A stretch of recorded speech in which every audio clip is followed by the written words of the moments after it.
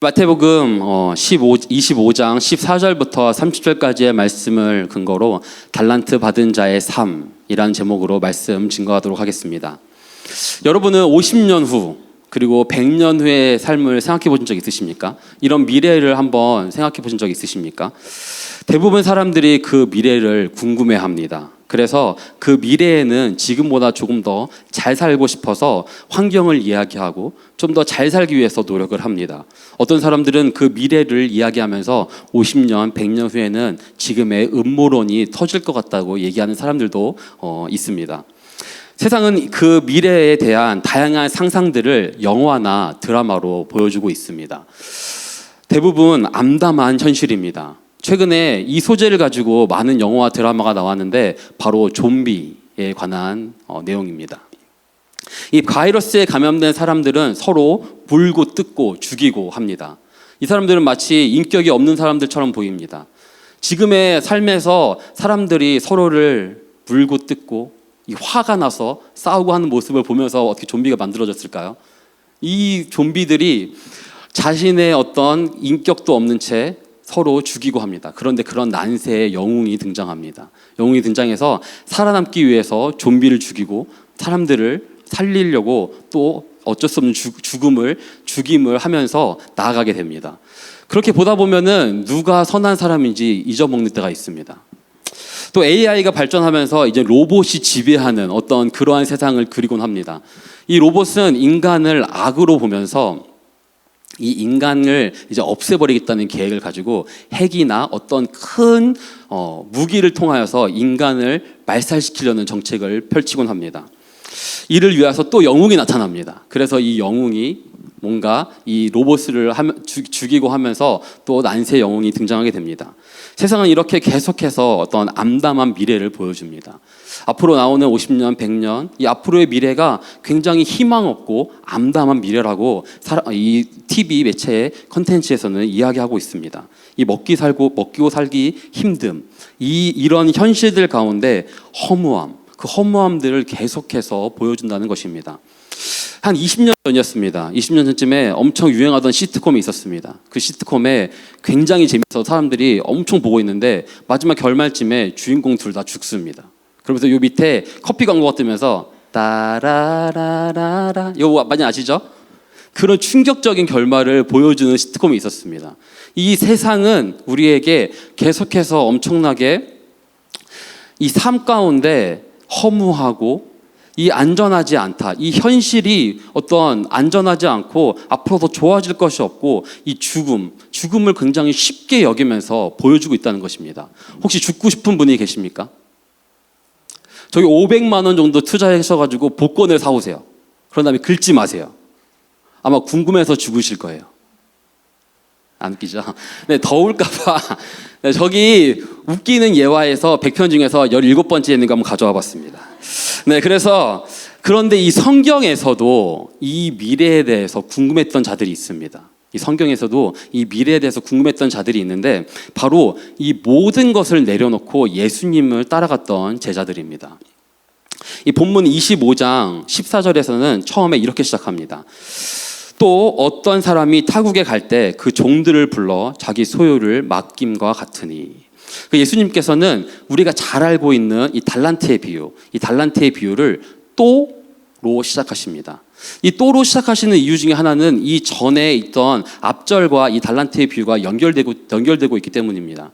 이 25장 14절 앞절에서는 이 열처녀의 비유를 통하여서 예수님께서는 재림에 대해서 얘기하십니다. 앞으로 예수님께서 다시 오실 것이고 앞으로 재림 예수님에 대해서 이야기를 하십니다. 그런데 이 본문 말씀 24장에서는 제자들이 예수님에게 물어보는 장면이 있습니다. 제자들은 궁금합니다. 앞으로의 미래가 궁금합니다. 그래서 예수님께 물어봅니다. 앞으로의 이 재림의 상황이 징조가 어떻습니까? 그리고 이 재림의 시기는 어떻습니까? 하고 물어봅니다. 그러자 예수님께서는 25장에서 제자들이 궁금해했던 이 시기를 말씀하시는 것이 아니라 이 재림, 이 예수님께서 다시 오실 때의 징조와 그 예수님이 다시 오실 때를 기다리는 성도들 그리고 그 그리스도인들이 어떻게 삶 가운데 살아가야 되는지를 이 말씀을 통해서 비유를 통해서 말씀하고 계신다는 것입니다. 그래서 이 마지막 때에 그 어떤 사람, 아까 본문에서 나왔던 그 어떤 사람, 바로 그 주인은 종들을 불러서 자기 소유를 맡기게 됩니다. 바로 그 소유는 달란트입니다. 여기서 우리는 먼저 이 달란트에 대해서 조금 더 자세히 알아볼 필요가 있습니다. 이 성경에서 이야기하는 하나님께서 우리에게 주신 것들, 이것들을 봤을 때는 약 두 가지 정도가 있습니다. 달란트와 은사가 있습니다. 근데 이 달란트와 은사는 조금 다른 개념입니다. 이 달란트는 하나님께서 우리가 태어났을 때부터 주시는 어떤 시간, 능력, 재능, 어떤 그런 것들을 통틀어서 달란트라고 이야기합니다. 그런데 은사는 조금 다른 개념입니다. 은사는 성령님께서 우리와 함께 하실 때 우리에게 주시는 은혜. 이 목사님께서 많이 말씀하시는 그 헬라어의 카리스, 이 카리스인데 그 카리스라는 뜻은 은혜, 기쁨과 즐거움, 어떤 선한 의지, 사랑. 이 성령님과 함께 했을 때 성령님께서 우리에게 주셔서 그것들이 풍성하게 나올 수 있는 그러한 은혜, 은사에 대해서, 그 능력에 대해서 말하는 것이 바로 은사입니다. 그런데 본문에서 이 달란트, 주인이 그 종들에게 맡긴 그 달란트는 제가 방금 설명해드린 달란트와 은사, 이것들을 모두 통틀어서 이야기하고 있습니다. 그래서 이 모든 것들을 포함하고 있다는 것입니다. 그래서 이 모든 것을 본문에서는 이 14절 마지막쯤에서는 다시 한번 종들이 이렇게 이야기합니다. 자기 소유를 맡김과 같으니. 그래서 맡긴다고 표현합니다. 그런데 이 맡긴다라는 단어, 이 헬라어로 찾아보니 파라디모디라는 단어입니다. 근데 이 맡긴다는 단어가 단순하게 내 소유를 떼서 준다는 의미만으로 사용되는 단어가 아니었습니다. 찾아보니까 항복하다, 포기하다, 맡기다, 보내다, 배신하다, 생기다, 넘겨주다 등등 성경에서 다양하게 이 헬라어, 이 파라디모디, 이 맡기다라는 단어를 사용하고 있다는 것입니다. 특별히 제가 예를 들어서 마태복음 10장 4절에서 이럴 때 이 단어를 표현합니다. 가나나인 시몬 및 가룟 유다 곧 예수를 판 자라. 전혀 여기서 나올 것 같지 않은 이 구절인데도 이 판자를 할 때, 팔다 할 때 이 맡기다라는 단어를 썼다는 것입니다. 그리고 갈라디아서 2장 20절, 우리가 잘 알고 있는 내가 그리스도와 함께 십자가에 못 박혔나니 그런즉 이제는 내가 사는 것이 아니요 오직 내 안에 그리스도께서 사시는 것이라. 이제는 내가 육체 가운데 사는 것은 나를 사랑하사 나를 위하여 자기 자신을 버리신 하나님의 아들을 믿는 믿음 안에서 사는 것이라. 그래서 이 맡기다라는 이 표현을 전혀 이 맡기다라는 표현과 다른 느낌의 표현들을 성경에서 썼다는 것입니다. 이렇듯 이 맡김이라는 단어는 예수님께서 우리 죄를 위해서 팔리시고 우리를 사랑하셔서 버리신 것과 같이 단순히 내가 가지고 있는 것이 요 정도이니까 요 정도 떼서 너에게 맡기겠다의 의미가 아니라 너에게 줄게 요 정도이다 하면서 떼어주는 정도의 개념이 아니라 모든 것들, 그 주인이 가지고 있는 모든 것들을 종들에게 주었다는 의미가 됩니다. 예수님께서 죽으심을 팔려나가는, 그리고 이 버려진, 그런 버려짐으로써 우리를 살리신 그 모든 그 단어를 포함하면서 맡기셨다는 단어를 썼다는 것입니다. 그리고 15절, 이 15절에서는 이렇게 설명합니다. 각각 그 재능대로 한 사람에게는 금 5달란트를, 한 사람에게는 2달란트를, 한 사람에게는 1달란트를 주고 그들의 재능에 따라서 각각 사람에게 다른 양의 달란트를 줍니다. 그런데 우리는 세상 가운데 굉장히 그 세상 영향을 많이 받았기 때문에 이 달란트를 받았다는 얘기를 들었을 때 5달란트, 2달란트, 1달란트 이 양에만 어떤 포커스하면서 보는 경우가 있습니다. 그런데 이 1달란트의 가치는 6천 데나리온.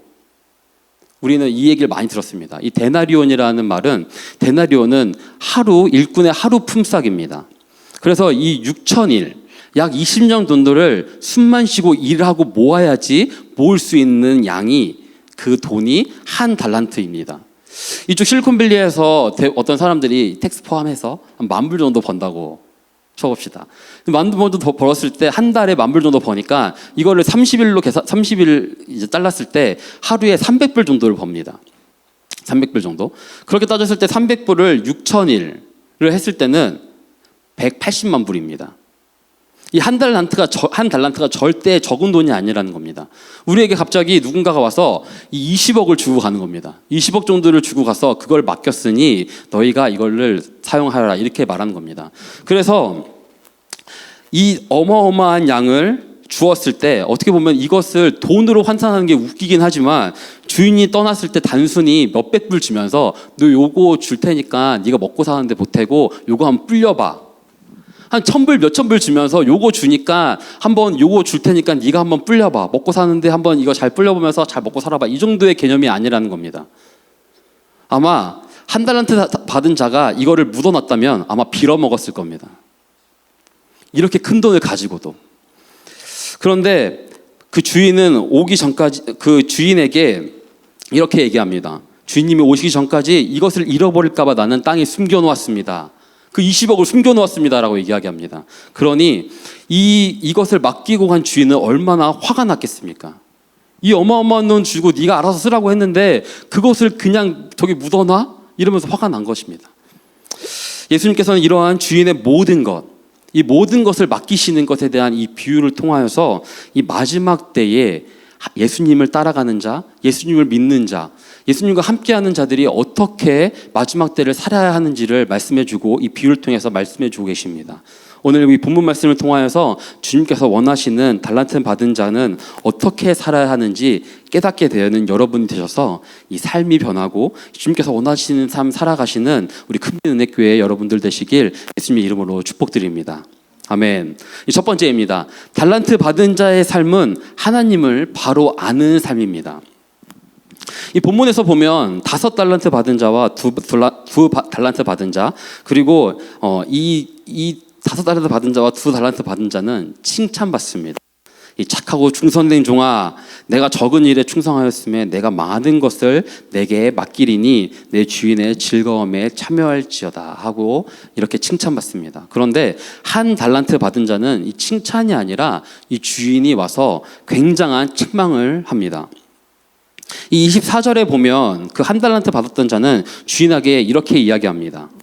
당신은 굳은 사람이라 심지 않은 데에서 거두고 해치지 않은 데서 모으는 줄로 내가 알았으므로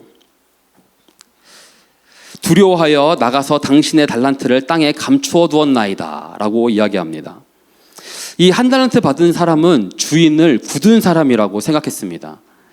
무섭고 인색하고 자기 이익만 챙기는 주인이라고 생각을 했습니다.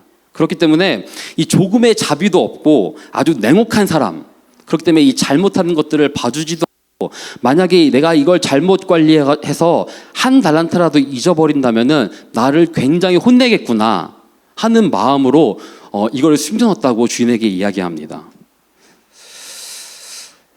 그 한 달란트 받은 자는 이 태도는 그의 생각으로부터 오게 된다는 것입니다. 그의 삶의 태도는 그냥 만들어진 것이 아니고 그의 생각으로부터 그의 삶의 태도가 나왔다는 것입니다. 이 주인에 대한 무지, 자기 자신의 생각이 옳다고 생각하고 자기의 생각하는 그 생각으로 주인을 만들어버리는 그 모습으로 주인을 두려워하고 판단하게 됩니다. 사실 우리는 두려울 때 하나님을 찾는다고 하지만 많은 사람들이 두렵고 힘들고 어려울 때 하나님을 찾는 것이 아니라 이 두렵고 힘들고 어려운 시기에 하나님이 아닌 내가 할 수 있는 능력, 내가 해낼 수 있는 것들을 찾아서 나아가곤 합니다. 그런데 이 두려움은 어디서부터 오게 됩니까? 이 주인에 대한 오해에서부터 오게 된다는 것입니다. 하나님의 사랑, 하나님께서는 우리에게 많은 것들, 모든 것들을 맡겨주시고 주셨습니다. 그리고 그 은혜를 온전히 그런데 그 은혜를, 그 맡겨주신 것들을 온전히 받아들이지 못하고 하나님의 사랑을 온전히 받아들이지 못하고 내 생각, 내 뜻대로 주인을 만들어버리는 겁니다. 주인은 이런 사람일 거야. 주인은 이렇게 해서 내가 이런 행동을 했을 때 나를 혼내는 자야 라고 그 주인을 만들어버려서 정작 내가 해야 될 일을 전혀 하지 못하는 이 한 달란트 받은 자의 모습입니다. 요즘 사회는 어떻습니까? 여러분은 엄청난 이 경쟁 가운데 살아가고 계십니다. 이 경쟁을 통하여서 개인이 남들보다 더 잘 살게 되고 이 국가는 급속하게 발전하게 됩니다. 그 가운데 이 부모님은 경쟁하는 세상 가운데 이 세상의 세계관에 갇혀서 이 경쟁을 이기기 위해서 자식을 교육하기 시작합니다. 밖에 나가서 1등이 되기 위해서 좋은 교육을 시키고, 그리고 밖에 나가서 잘 살라고 좋은 교육을 시키고 좋은 직장에 가서 행복하고 잘 먹고 잘 살아 하는 것들을 이야기하면서 그렇게 살라고 자녀를 교육합니다. 그런데 이런 엄청난 경쟁은 어디서부터 시작됩니까? 아까 제가 말했듯이 어떤 이 미래에 대한 불안감, 이 미래가 어떻게 될지 모른다는 이 두려움 때문에 그 경쟁을 할 수밖에 없는 자들이 되어간다는 것입니다. 그런데 어떤 이 설문조사에서 이 학부모가 행복한 경우, 학부모가 행복한 86%는 아이가 내 눈에서 안 보일 때라고 합니다. 이렇게 경쟁해서 열심히 시키는데 학부모가 행복한 이 비율 86%는 아이가 내 눈앞에서 보이지 않을 때. 그런데 더 재미있는 게 있습니다. 여기서 말하는 아이는 아마 청소년일 것입니다. 아마 공부를 해야 되는 청소년들. 이 청소년들이 이 불행한 56%는 엄마와 눈이 마주치지 않을 때. 엄마와 눈이 마주치지 않을 때 이 아이가 마주칠 때 이 아이가 불행하다는 것입니다. 참 이상하죠? 엄마는 아이를 너무너무 사랑한 나머지 이 세상에서 인정받고 세상에서 잘 살라고 이야기하고 있습니다. 네, 아빠일 수도 있을 것 같습니다. 그리고 세상에서 살아남지 못하게 된다는 그 두려움 때문에 공부를 시키고 하는데 그 공부를 안 하는 아이들을 보자니 스트레스. 그 아이가 공부를 열심히 해서 세상에서 인정받고 좋은 대학 가고 좋은 직장 가고 좋은 것들을 얻어서 편하게 살라고 공부를 시키는데 그 공부를 시키는 엄마를 보니 스트레스. 그런 아이들이 크면 어떻게 됩니까? 이 부모가 시켜서 열심히 공부만 하는 아이들은 함께하는 것들을 알지 못합니다. 그렇기 때문에 밖에 나가서 오직 자기밖에 모르는 그 이기적인 자가 됩니다. 그리고 남을 자기보다 깔아뭉개고 갑질하고 나보다 조금 더 아래 있는 사람이면은 무조건 깔아뭉개는 그런 사람들이 되어버립니다. 이 부모는 어떻습니까? 부모는 마치 자기 자식이 잘 되는 것이 자기 자신의 어떤 왕관인 마냥 어깨가 으쓱해집니다. 그런데 그런 관계 가운데 부모와 자식이 살다 보니까 나중에 부모가 늙고 병들었을 때 자식은 해야 할 일이 많다고 부모를 외롭게 둡니다. 이게 지금 경쟁하고 살아가는 그 세상 가운데 살아가고 있는 우리들의 어떤 모습, 비춰지고 있는 모습이라는 것입니다. 그런데 재밌는 것은 사람들은 이런 인생을 보면서 사회가 우리를 이렇게 만들었다, 환경이 우리를 이렇게 만들었다라고 착각합니다. 그런데 우리가 잘 돌아보면 하나님을 올바로 알지 못하기 때문에 사회 탓하고 있고 환경 탓하고 있는 것은 아닌가라는 생각이 듭니다. 이 삶에 대한 자세, 이 자신이 살아가는 이유와 목적에 대한 무지, 오해가 이 살아남아야 한다는 두려움과 불안으로 만들어지는 현상들이 사회에서 이런 현상들로 이렇게 나타나고 있다는 것입니다. 그런데 하나님께서는 우리가 태어나기 전부터 우리를 사랑하셨습니다. 우리가 태어나기 전부터 우리를 알고 계셨습니다. 그렇기 때문에 우리를 먼저 하시고 우리를 사랑하셨습니다. 그래서 예수님을 이 땅에 보내셨고 예수님께서는 자기 자신을 버리셔서 이 사망의 권세 가운데 그 권세를 끊어버리는 그런 놀라운 일을 해내시게 됩니다. 그 십자가의 죽음과 부활은 우리 죄는 물론이고 이 미래 가운데 우리가 가지고 있는 불안들, 두려움들을 깨주셨습니다.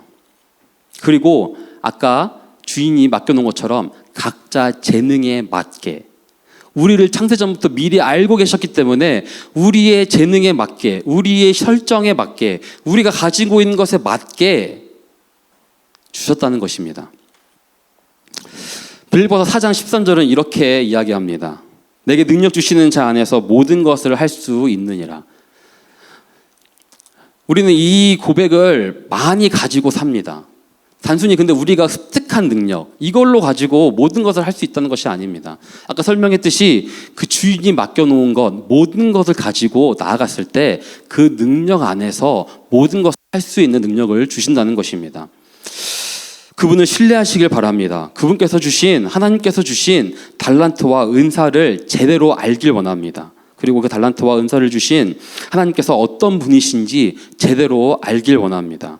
하나님 없는 세상에서 살아남기 위해서 냉혹하고 무섭고 인색하고 자기 이익만 챙기는 주인에게 복종하는 것처럼 행동하실 필요가 전혀 없다는 것입니다.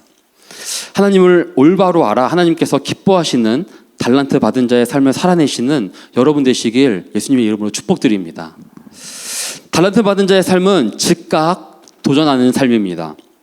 이젠 5달란트 받은 자와 2달란트 받은 자들이 어떤 것을 했기에 그렇게 칭찬받았는지 한번 보길 원합니다. 16절에는 이렇게 이야기합니다. 이 5달란트 받은 자는 바로 가서 그것으로 장사하여 또 5달란트를 남기고, 17절, 2달란트 받은 자도 그같이 하여 또 2달란트를 남겼으되.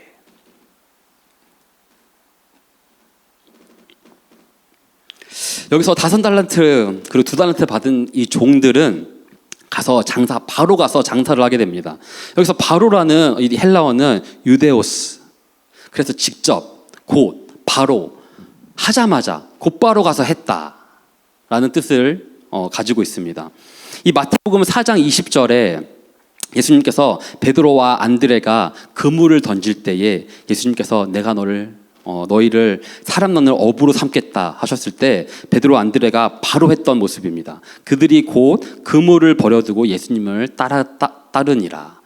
바로 곧 같은 의미입니다. 그리고 거기서 더 가시다가 세베대의 아들 야고보와 그의 형제 요한, 그의 아버지와 함께 배에서 금을 손질하는 걸 보시고 예수님께서 그들을 부르시고 같이 가자 하시니까 여기서도 마태복음 4장 22절에 이렇게 얘기합니다. 그들이 곧 배와 아버지를 버려두고 예수를 따르니라. 여기서 종들이 하고 있는 이 행동의 곧은 이 예수님을 따랐던 이 제자들이 했던 곧과 같은 의미입니다. 곧장 이것들을 버려두고 따라갔다는 것입니다. 그런데 본문에서 중요한 것은 이 곧 장사를 했다는 것입니다. 이 장사를 했다는 것은 어떤 행동을 취했다는 것을 의미합니다. 자신의 모든 능력과 재능을 발휘해서 자신의 책임과 의무를 다하였음을 보여주는데 그들이 자신에게 주어진 달란트를 활용해서 신속하고 적극적이고 창의적으로 가서 장사를 했다는 것입니다. 이 세상에서는 이렇게 말합니다. 창업을 할 때 성공하기 위해서 신속하고 적극적으로 창의적으로 하면 당신은 성공할 수 있습니다 라고 이야기합니다. 그런데 달란트를 받은 종들은 곧 그 달란트를 가지고 신속하고 적극적으로 그리고 창의적으로 가서 장사를 했다는 것입니다.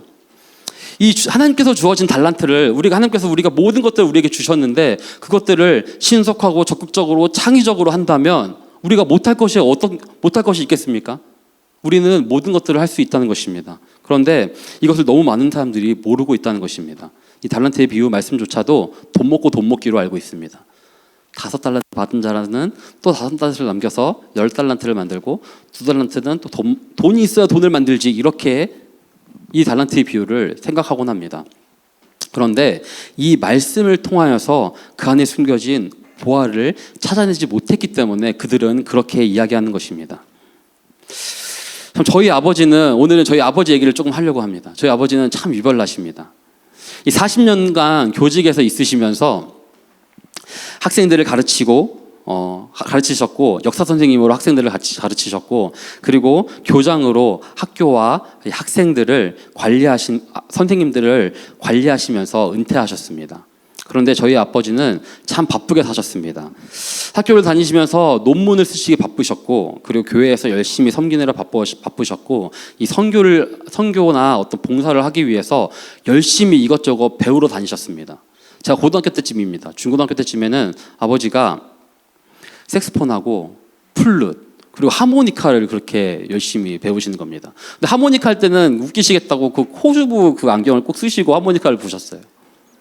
저기서 고등학교 때 이렇게 있으면 저쪽 방에서 혼자 이거를 연습하시는데 그렇게 풀로 삑사리가 많이 났어요.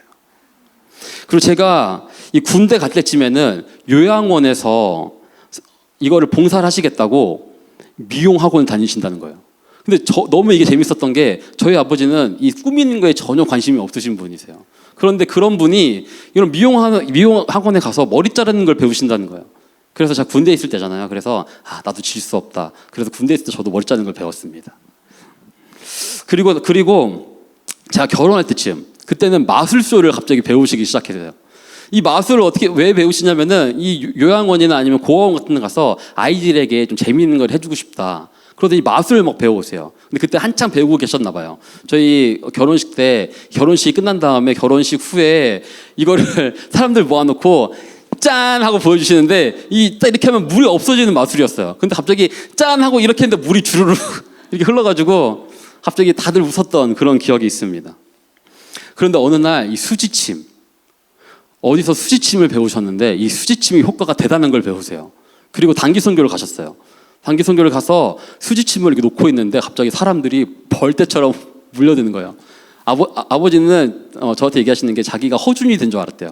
줄을 서시오 하면서 사람들이 오면은 사람들 이렇게 손에다가 수지침을 놓으면서 근데 그것을 발단으로 정말 침을 배우세요. 진짜 그 한국의 유명한 침술사를 찾아가서 그분 앞에 제자로 열심히 침을 배우세요. 그래서 침 서티피케이션을 따세요. 근데 그렇게 침을 배우시면서 인간의 몸에 대해서 배우고 하고 계시다가 이제 양악을 좀 해봐야겠다. 근데 그때가 아버지 은퇴 후에 거의 65세쯤이었어요. 그때 간호조무원 학원을 다니세요. 간호조무원 학원에 가셔서 열심히 공부를 하면서 나중에 인턴으로 아버지보다 몇 살 많으신 요양원에 가가지고 어른들 똥 닦아드리고 여기 주사 넣어드리고 이러세요. 그런데 거기 가셔서 다른 인턴들은 다 젊고 어리잖아요. 그래서 본인이 조금 이렇게 동안이라고 머리를 새까맣게 염색을 하시고 가셔서 마치 30살인 양 마냥 이렇게 가셔서 그렇게 같이 하다고 해요. 그때는 이 코로나 기간이라서 마스크를 쓰고 하고 계셔서 사람들이 몰라봤대요, 진짜. 근데 그렇게 배운 것들을 가지고 지금 캄보디아 선교를 가셨어요. 아버지는 은퇴 후에 계속해서 어떤 선교를 가고 싶어 하셨어요. 어머니가 조금 힘들어 하시긴 했는데 그런데 어머니를 잘 설득하시더니 같이 가시게 됐어요. 그래서 지금 6개월째 나가 계셔서 단기 선교를 하고 계십니다.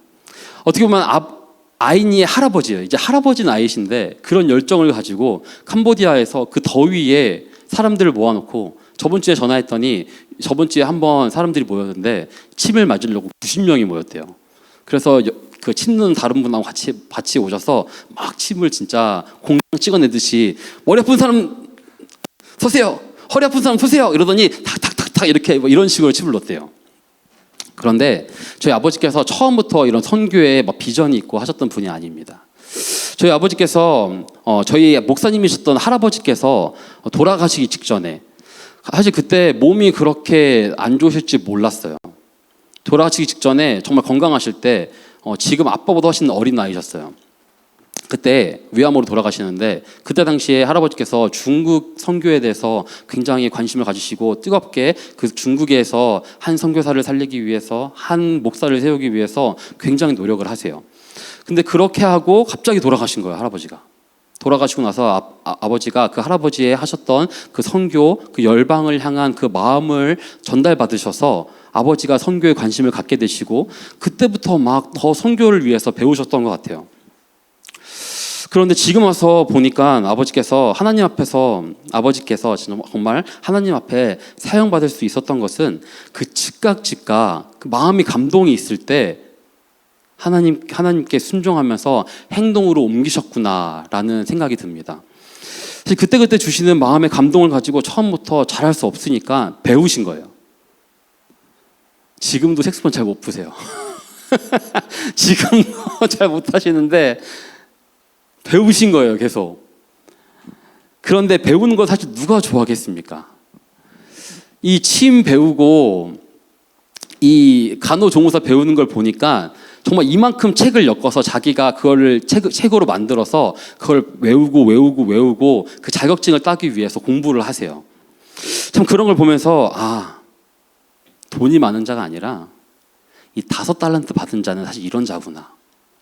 내가 하나님 앞에서 할 수 있는 것들을 내가 즉각 행동함으로써 배우고 알게 되고 한 것들을 이렇게 쓰는 자구나라는 마음이 들었습니다. 사진 한번 보여주시겠어요? 저희 캄보디아에서는 사실 이거를 크게 보여드리려고 하다가 사진 그 퀄리티가 별로 안 좋아서 그냥 작게 이렇게 사역하신다. 이 다음 보시면은 이 중간이 아이들 악기 가르치시는 모습이에요. 나중에 혹시 보고 싶으시면 저희 이 영상으로 보면 작게 나가니까 그렇게 보시면 돼요. 그리고 저기서 저쪽 오른쪽은 침 누는 장면이에요. 이 다음 장면도 보시면은 이 침을 넣고 아이들을 가르치고 그곳에서 이렇게 캄보디아에서 섬기는 모습이 나옵니다. 그리고 다음 장 넘겨주시겠어요? 그리고 교회에도 보내시고 이 가족들에게 3개월마다 장문의 선교 보고를 하세요. 사실 저기 카톡에서 보면은 저기 view all 그걸 누르기가 사실 조금 겁나요. 너무 길까봐. 근데 제가 한번 펴봤어요. 저렇게 나오더라고요. 그래서 얼마나 쓰셨나 봤더니 저 워드에 옮겨보니까 2,000자를 쓰셨어요. 보니까 그걸 보면서 바울이 선교 가운데 그 교회에 자기가 있었던 일들을 설명하고 내가 가졌던 은혜, 하나님께서 주셨던 그 은혜와 그 많은 것들을 깨달은 것들을 이런 식으로 나눴겠구나 라는 마음이 듭니다. 그리고 16절 그리고 본문으로 다시 가서 그 종들은 바로 가서 장사한 것뿐만 아니라 한 가지를 더 이야기합니다. 16절에 이렇게 얘기합니다. 5달란트 받은 자는 바로 가서 그것을 장사하여 또 5달란트를 남기고 17절에 2달란트를 받은 자도 그같이 하여 또 2달란트를 남겼으되 남기게 됩니다. 하나님께서 하나님께 칭찬받은 달란트 받은 이 자들은 바로 가서 장사를 하고 그 장사하여 또 달란트를 남기게 됩니다. 하나님께서 주신 것들을 잘 사용한 자들은 무엇을 남기게 된다는 것입니다. 마치 저희 할아버지께서 선교를 하심으로써 선교에 대한 비전을 아버지에게 남겨주셨던 것처럼, 그리고 아버지가 그렇게 신앙 가운데 살아가시면서 그런 모습들을 보여주셨기에 제가 그 마음을 알고 그 삶을 본받게 되어서 하나님을 사랑하고 복음을 전하는 자가 되어서 그것들을 남김을 받은 자처럼 말입니다. 여러분도 주님께서 주신 것을 잘 사용할 때 계속해서 무언가가 남게 됩니다. 여러분의 예배의 삶을 살아갈 때에 여러분의 삶 가운데 하나님의 향기, 예수님의 모습이 계속해서 남게 됩니다. 여러분이 영혼을 사랑할 때에 그 영혼을 한 명 살리겠다고 계속 그 영혼을 붙잡고 기도하고 사랑해주고 할 때 그 영혼이 하나님께 돌아올 때 그 영혼이 남기게 됩니다. 그리고 가정에서 하나님의 이 행복과 기쁨이 넘쳐 흐를 때에 그 가정 가운데 행복이 넘쳐 흐르는 삶이 남게 됩니다. 그리고 여러분이 직장에서 나를 못 살게 구는 그 상사를 위해서 눈물로 기도할 때에 그 눈물로 뿌렸던 그 씨앗들이 그 직장 가운데 남게 되는 것입니다. 여러분이 이 시간 도전받길 원합니다. 하나님께서 여러분께 몇 달란트를 주셨는지 전혀 모릅니다. 너무너무 크기에 상상할 수조차 없는 달란트를 우리에게 주셨습니다. 이미 주셨습니다. 그것들이 하나님께서 주신 그 능력과 소유입니다. 달란트, 능력이기 때문에 우리가 상상할 수 없는 것입니다. 그리고 그것을 아십니까? 더 많이 가진 자들이 더 바쁜 것입니다. 더 많이 가진 자들이 주님 일 하느라 너무너무 바빠서 이 세상 가운데 뭔가를 할 수가 없는 자들입니다. 우리 어떻습니까? 바쁘죠, 우리? 너무 많이 주셔서 그래요. 너무 많은 능력들을 주셨기 때문에 우리는 하나님 일 하기에 바빠 죽겠다, 너무 죽겠다, 바빠 살겠다, 너무너무 바쁘다, 그렇게 말할 수 있는 자들입니다. 그리고 이 주신 것들을 잘 사용했을 때 남게 됩니다. 하나님께서 주셨을 때 즉각 행동할 수 있어야 합니다. 하나님께서 여러분에게 무엇을 주셨습니까? 무엇을 주시려고 하십니까? 즉각 도전하시길 바랍니다. 즉각 행동하시길 바랍니다. 그래서 많은 것들 남게 되어서 하나님께 잘했다 칭찬받는 달란트 받은 자 되시길 예수님의 이름으로 축복드립니다. 아멘. 세 번째입니다. 달란트 받은 자의 삶은 뿌리는 삶입니다. 본문 26절에는 이렇게 말씀합니다. 그 주인이 대답하여 이르되 악하고 게으른 종아, 나는 심지 않은 데서 거두고 해치지 않은 데서 모으는 줄로 내가 알았느냐. 영어로 잠깐 띄워주시겠어요? 자, 영어를 잘 못하지만 이 마지막쯤 보면은 Where I have not scattered seed 이렇게 얘기합니다. 이 scattered는 어떤 뿌리다, 흩어지다, 약간 이런 개념의 어떤 단어입니다. 이 본문에서는 뿌리다라는 직접적인 단어가 쓰여지지 않았습니다. 하지만 해치지 않은 데서 모으는 줄 아느냐? 이게 바로 뿌리다의 의미입니다. 영어에 대한 표현을 제가 이렇게 해석하면 이렇게 이야기할 수 있습니다. 야, 이 악하고 게으른 종아, 너는 내가 심지도 않은 데서 거둬들이고 씨 뿌리지 않은 곳에서 거두어 들인다고 생각하느냐? 이렇게 말했다는 것입니다. 여러분, 심지 않은 데서는 아무것도 자라나지 않습니다. 이 뿌리지 않은 데서는 아무것도 거둬들일 수가 없습니다. 최근에 목사님께서 성령에 대해서 계속해서 금요예배 때 설교를 하실 때에 이 성령 받은 사람, 성령 충만한 자는 복음을 전하는 자다라고 말씀을 많이 하셨습니다. 그리고 하나님을 깊이 아는 자, 더 많이 아는 자는 이 복음을 전하는 자다라고 계속해서 말씀하고 계십니다. 그런데 갑자기 의문이 생깁니다. 그럼 신앙생활을 더 오래 하면 할수록 하나님을 더 깊이, 더 많이 아는 것, 하나님과 함께 오래 교제하고 성령 충만하다 보면은 정말 이렇게 하나님 앞에 복음 전하는 자, 그래야 되는데 제가 지금까지 봤던 많은 장로님들, 권사님들은 이 복음 전하는 모습을 사실 그렇게 많이 본 적이 없습니다. 그러면서 의문이 생깁니다. 이 버스킹 할 때도 많은 분들이 저에게 와서 이런 얘기를 하십니다. 어르신분들이 저한테 오셔서 나도 청년 때는 이렇게 했는데 이렇게 하면서 많이 좋아하십니다. 그 좋아하심으로써 너무너무 감사드려요. 그런데 청년 때 예전에 내가 열정 있고 하나님 앞에 기뻤을 때 이렇게 했는데 이 말을 내포하고 있습니다. 물론 나이에 따라서 할 수 있는 것과 해야 하는 일들이 다를 수 있습니다. 하지만 우리는 경계해야 합니다. 그분들 정죄하자고 이런 얘기를 한 것이 아니라 우리를 경계하기 위해서입니다.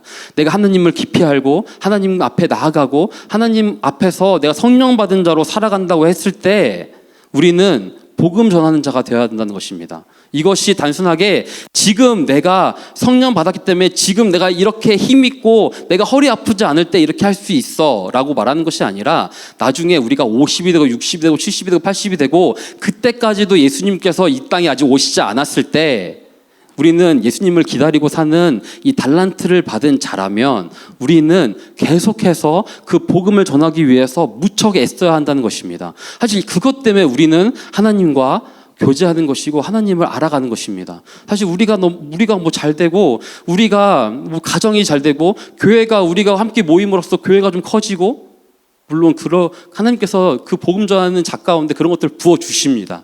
그런데 우리가 진짜 정말로 잡고 뿌려야 되는 것들은 그 복음 전함이라는 것입니다. 그래서 우리가 성전 건축과 우리 교회의 영적, 육적 성장을 위해서 기도를 드리고 무엇을 주실지 아직 앞에 아무것도 주시는 것 같지 않아 보여도 계속 뿌리고 하는 것은 사실 하나님께서 주실 것이라는 것들을 믿고 나가기 때문입니다. 그런데 하나님 나라의 원리는 이렇게 뿌렸을 때에 갈수록 더 확장되고 풍성해진다는 데 있습니다. 이 29절에서는 이렇게 말씀합니다. 가진 사람은 더 많이 받아 풍성하게 될 것이고 없는 사람은 있는 것마저 빼앗길 것이다. 우리가 홈리스 사역을 가서 홈리스 분들을 볼 때에 더럽고 냄새나고 희망도 없고 저 사람들에게 기도 제목 물어보면 nothing, 난 괜찮아, 이거 지금 만족하고 살아. 그런 삶 가운데 우리가 그들을 보면서 낙심하고 이 사람들 왜 그럴까 하는 것이 아니라 우리는 계속 뿌리면 됩니다. 그 뿌림 가운데 하나님께서는 이미 그곳에서 콜럼버스 파크에서 이미 역사를 만들고 계신다는 것입니다.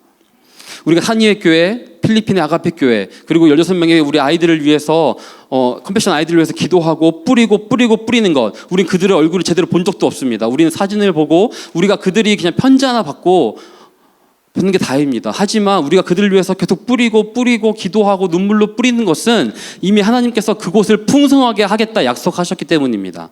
아멘. 우리가 버스킹 가고 노방전도 갈 때 사실 버스킹을 할 때 우리가 한 1시간 20분, 30분 정도 거기서 찬양을 합니다. 정말 다른 거 안 하고 1시간 20분 동안 찬양만 합니다. 약 13곡, 15곡 정도를 계속 찬양하면서 그곳에서 합니다. 물론 때때로 어떤 분들이 음료수도 주시고 박수도 쳐주시고 이렇게 응원해 주시는 분들이 있습니다. 하지만 그 찬양하는 가운데 대부분 시간은 허공에다가 뿌립니다. 찬양을. 그냥 저기에 있는 저 멀리 보이는 구름을 향해서, 저 멀리 보이는 저희를 욕하고 계시는 매니저님을 통해 매니저를 놓고 허공을 대고 이렇게 찬양을 합니다. 하지만 우리가 그곳을 계속 뿌리는 것은 이미 우리가 그곳에서 찬양할 수 있게 그 시간을 만드셨고 그런 생각을 주시고 그런 능력을 주시고 하셨기 때문에 이미 하나님께서는 그곳을 풍요롭게 하시고 그곳 가운데 죽어간 영혼들을 한 사람이라도 살리기 위해서 우리를 보내실 것이라는 것입니다. 아멘. 본문 21절에서 그 주인이 이르되 잘하였도다 착하고 충성된 종아 내가 적은 일에 충성하였음에 내가 많은 것을 내게 맡기리니 내 주인의 즐거움에 참여할지다 하고, 사실 이것이 구원입니다. 이것이 천국입니다. 하나님께서는 우리를 잘했다, 착하다, 충성했다, 이것이 나의 즐거움이다 라고 말씀하십니다. 이것이 하나님께 영광 돌리는 삶이고 이 순간순간 하나님의 기쁨이 나의 기쁨이 되고 나의 평안이 되는 것입니다. 그리고 그 안에서 천국을 누리고 경험하는 것입니다. 말씀을 정리합니다. 아버지의 책 크리스찬 부모의 특별한 자녀 교육이라는 책을 제가 이번 학기 때 2번 정도 읽었습니다. 이번 학기 때 이 세계관에 대해서 배웠는데 이 아버지의 이 책이 물론 어떤 교육적인 내용의 자녀 교육에 대해서 썼지만 이 세계관, 하나님의 하나님 나라 세계관에 대해서 잘 정리를 해주셔서 좀 그것들을 많이 보았습니다. 나중에 제가 공유해드릴 테니까 한번 읽어보세요. 그런데 이 책을 몇 번 읽으면서 아버지께서 왜 그렇게 사셨구나를 조금 아버지의 그 마음을, 이 육의 아버지의 마음을 제가 간접적으로 느낄 수 있었습니다. 그 책을 통해서 아버지의 마음을 읽으니까 이 삶이 기독교 세계관 가운데 잘 정립되어서 하나님 앞에서 이 달란트 받은 자로 사셨기 때문에 지금도 이제 거의 70이 다 돼 가시는 그 할아버지도 하나님 앞에 기쁘게 사용받고 계시고 하나님께서 기뻐하시고 그리고 또 본인 스스로도 기쁘게 그 현장에 나가서 침을 놓으시면서 기쁨 가운데 섬기고 계시는 그 모습을 보면서 그렇게 사셨구나, 참 귀하다라는 마음이 듭니다. 그렇게 육의 아버지의 책을 통하여서 그리고 그 삶을 통하여서 깨닫게 되니, 사실 이거를 제가 이걸 자랑하려고 얘기한 것이 아니라 우리는 영의 아버지가 계시잖아요. 하나님께서는 우리를 깨닫게 하시기 위해서 이 성경책을 주셔서 우리가 하나님 마음을 깨닫게 하시게 하셨습니다. 그리고 예수님의 삶을 통하여서 그 삶을 봄으로써 우리의 그 삶 가운데 예수님을 직접적으로 그리고 만나면서 깨닫게 하셨습니다. 이 성령님께서 함께 하시면서 우리가 정말 그 능력 있는 삶 살고 능력 있는 삶, 기뻐하는 삶, 하나님 앞에서 평안한 삶 살 수 있도록 매일매일 함께하고 계십니다. 그럴 때 주님께서 모든 것을 주신 이 달란트 받은 자의 삶이 진정한 천국이고 기쁨임을 우리는 다시 한번 깨닫게 되는 것입니다. 이 세상은 살기 힘들어서 삶은 허무하다. 앞으로 기대하는 것보다 인간들의 악이 많으니 기대하는 것보다 지금 현재를 즐겨. 지금 현재 이 삶 가운데 그냥 열심히 살고 이 최고로 즐기고 살면 돼라고 마치 이 현실 가운데 안주하며 살게 세상은 간접적으로 계속해서 얘기하고 있습니다. 그런데 우리는 다릅니다. 이미 말씀을 통하여서 능력 있고 올바른 삶을 제시해 주셨고 그리고 저 천국 소망을 하면서 기대하면서 매일매일 위로하시고 능력 주시고 기쁨 주시고 함께하고 계시고 있는 것입니다. 여러분 잊지 않길 원합니다. 여러분께서는 이미 많은 달란트, 하나님께서 모든 것들을 주시고 허락하시고 주셔서 그것들을 받은 자들입니다. 여러분이 이 달란트 받은 자의 삶을 살 수 있는 것도 하나님의 은혜이고 하나님께서 주셨기 때문이고 그 삶을 통하여서 하나님께서 기뻐하신다는 것입니다. 그래서 우리 큰빛은혜교회 성도님들 모두가 하나님을 바로 알아서 그 말씀에 즉각 도전하여 행하고 우리에게 주신 것들을 나누고 꾸어주고 계속해서 뿌려서 더 많은 것들을 남겨서 더욱더 풍성함을 누리는 달란트 받은 자의 삶 되시길 예수님의 이름으로 축복드립니다. 아멘. 함께 기도하겠습니다.